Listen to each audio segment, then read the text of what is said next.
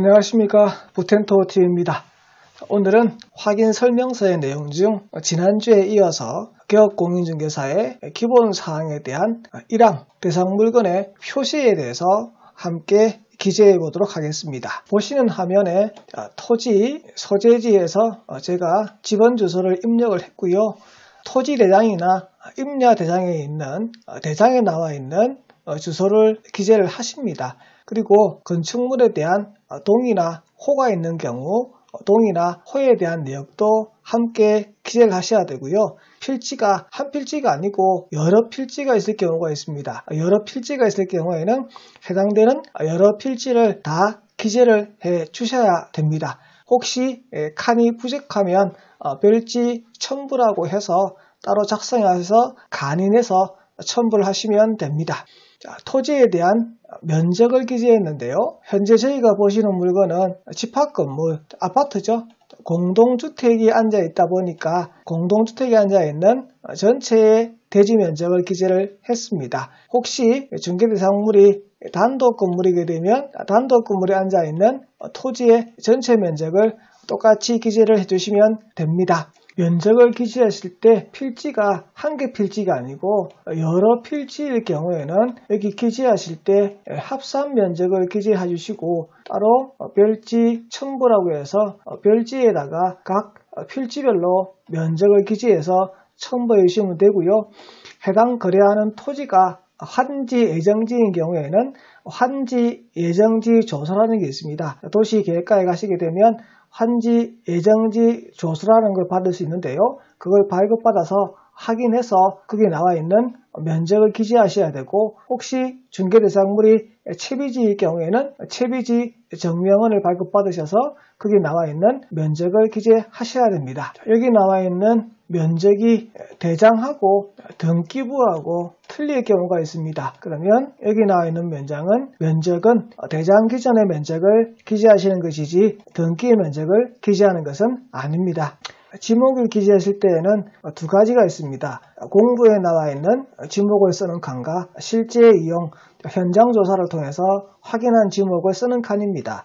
토지 대장이나 임야 대장에 나와 있는 지목이 있으면 그 지목을 여기 쓰시고요. 현장 조사를 통해서 실제 지목하고 공무상 지목이 다르면 어떻게 쓰고 있는지에 대한 내용을 구체적으로 기재를 하셔야 됩니다. 만약에 2분의 1 정도 되는 부분이 대지로 쓰고 있더라 그러면 대지, 2분의 1 정도가 잡종지로 쓰고 있더라 그러면 잡종지로 2분의 1을 쓰고 있다라고 기재를 해주셔야 되고요. 여기 지목 부분에 있어서 그 해당 대상 토지가 환지 예정 조서에 의해서 환지될 것 같은 경우 환지 예정 조서에 나와 있는 지목을 여기 기재하는 것이지 환지 지정 전에 지목을 여기 기록하시면 안 됩니다. 환지 같은 경우에는 환지 예정지 조서에 나와 있는 지목을 꼭 여기 기재하셔야 됩니다. 또 거래하시는 토지가 채비지라면 채비지 정명원에 나와 있는 지목을 여기 기재하셔야 되는 것이지 채비지로 바꾸기 이전에 종전의 지목에 공부상 지목을 기록하시면 안 됩니다. 건축물에 대한 기재 사항은 건축물 대장에 나와 있는 사항을 기재하시는데 집합건물이라고 해서 공동주택, 아파트 같은 경우에는 건축물 대장에 전용 면적이라고 나와 있는 내용을 여기 기재하시면 되고요. 혹시 중개하는 대상물이 공동주택이 아니고 단독주택이 되게 되면 그 단독주택의 연면적 전체를 거래하시게 되면 전체 면적, 연면적을 여기 단독주택은 기록을 하셔야 됩니다. 건축물 부분에 있어서 대지 시분이라고 나와 있는데 거래하시는 물건이 공동주택 같은 경우에는 그 공동주택의 등기부에 보시게 되면 등기부 표제부에 보면 대지권의 비율이라고 나와 있는 칸이 있습니다. 그 칸에 있는 내용을 여기 기재하시면 되고요. 거래하시는 물건이 공동주택이 아니고 단독주택일 경우가 있죠. 단독 같은 경우에는 여기 대지 지분에는 해당 없음이라고 기재를 하셔야 됩니다. 그리고 대지권 등기가 되게 되면 등기부 표제부에 이렇게 대지권 등기가 기재되고요. 그리고 토지 대상을 떼실 때요. 대지권 등록부를 떼시게 되면 그 대지권 등록부에 이렇게 대지권 등기된 내용을 확인할 수 있는데 얘가 상이할 경우도 있으니까 꼭 확인하시기 바랍니다. 공동주택을 거래하시는데 공동주택의 등기부를 떼봤는데 그 등기사항증명서 표제부에 대지권 지분 비율이 나와 있지 않은 경우가 있습니다. 얘를 대지권 미등기라고 얘기하는데 대지권 미등기가 되는 아파트 같은 경우에는 주로 신축 아파트인데요. 어디 지은 신축 아파트냐면 토지를 개발해서 개발된 토지에 지은 아파트가 대표적입니다. 쉽게 말해서 신도시에 지어진 아파트 같은 경우에는 건물이 신축되고 나서 대지 지분에 대한 대지권 등기가 없습니다. 그 이유는 왜 그러냐면 대지권 등기가 되어 있지 않은 상태이기 때문에 여기 기록에 나와 있지 않습니다.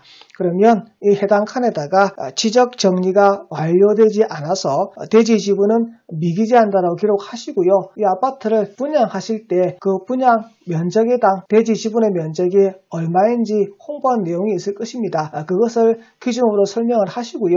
여기 칸에는 절대 공란으로 비워두시면 안 되고요.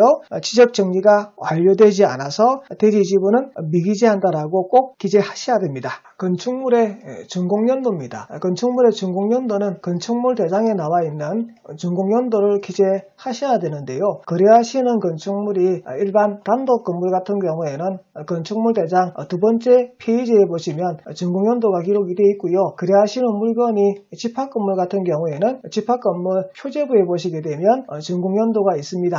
이 연도를 보시고 기록하셔야 되는데 사용 승인을 기재하실 때 임시 사용 승인이나 또는 그냥 사용 승인일이나 사용 승인이 나와 있으면 사용 승인일을 여기 꼭 기재를 하셔야 됩니다. 사용 승인일도 그러면 여기 공란으로 비워두시면 안 되고요. 준공연도 미기재라고 쓰셔야 됩니다. 절대 공란으로 두시면 안 된다. 혹시 건축물 대장에 정개축 연도에 이렇게 표시가 있을 수 있습니다. 그러면 이 건물이 지어지고 난 다음에 정축이나 개축을 했다는 것인데요. 이렇게 기록되어 있으면 이 연도를 확인하시고요. 그리고 폐쇄 건축물 대장을 확인하셔가지고 이 건물의 변동 내역에 대한 항목을 꼭 확인하시기 바랍니다. 준공연도 중에서 건축물 대장에 나와 있는 준공연도하고 등기에 나와 있는 등기의 보전 등기일이 서로 틀릴 경우가 있습니다. 왜냐하면 건축물 대장이 만들어지고 나서 나중에 등기 보전 등기가 되기 때문에 실제 건물을 지어서 그 건물에 준공된 때하고 보전 등기일이 다를 경우가 있습니다. 이럴 경우에는 이 건축물 대장에 있는 준공연도를 기준으로 기재를 하셔야지 등기에 나와 있는 보전 등기일로 기재하시면 안 됩니다. 건축물 대장상의 용도는 이 건물이 공동주택 아파트다. 공동주택 아파트 같은 경우에 건축물 대장상의 용도는 전용 부분의 주 용도를 보고 그 내용을 여기 기재하시는 것이고 거래하시는 물건이 공동주택 아파트가 아니고 단독 건물이다. 그러면 그 단독 건물의 용도를 여기 기재하시는 겁니다. 실제 용도와 대장상의 용도가 서로 상이하게 되면 각각 그 내용을 용도란에다가 기재를 해주시면 됩니다. 구조 부분인데요. 구조 부분에 있어서는 집합건물 같은 경우에는 집합건물의 전여 부분에 나와 있는 구조 부분을 기재해 주시면 되고요. 단독 건물 같은 경우에는 단독 건물 건축물 대장에 나와 있는 구조를 기재하시면 됩니다.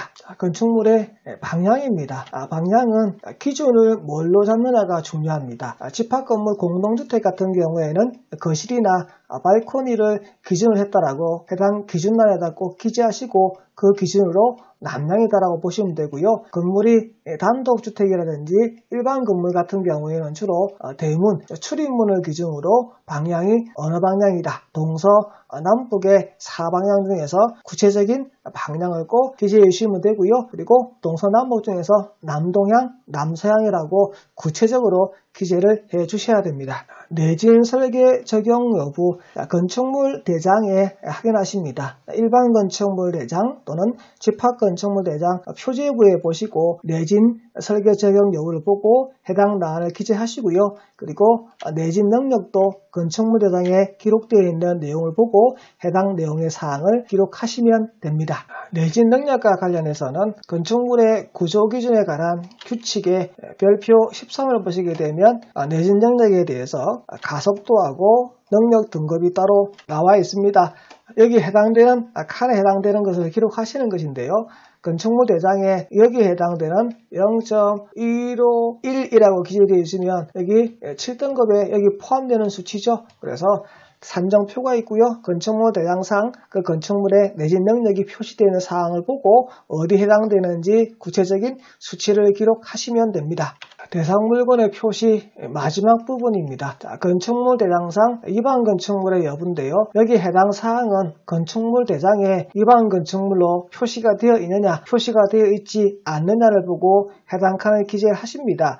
건축물 대장 첫 페이지에 검은색 네모난 박스에 노란색 바탕에 위반 건축물이라고 기재가 되어 있다면 위반이라고 체크를 하시는 거고요. 건축물 대장에 그러한 표시가 없다면 적법에다가 표시를 하시는 것입니다. 적법에 표시했으니까 해당 사항이 없을 것이고, 혹시 위반에 표시했으면 건축물 대장 마지막 장 맨 아랫부분을 보시게 되면 위반된 내용이 기재되어 있으니까 그 내용을 여기 보고 기재하시면 됩니다. 자, 그 건물이 건축물 대장에 위법으로 나와 있지 않더라도 실제 위법을 확인했다면 여기 기록하시는 것이 아니고 그 내용은 별도 기재하는 항목란이 있으니까 그 항목란 칸에 가서 설명을 드리도록 하겠습니다.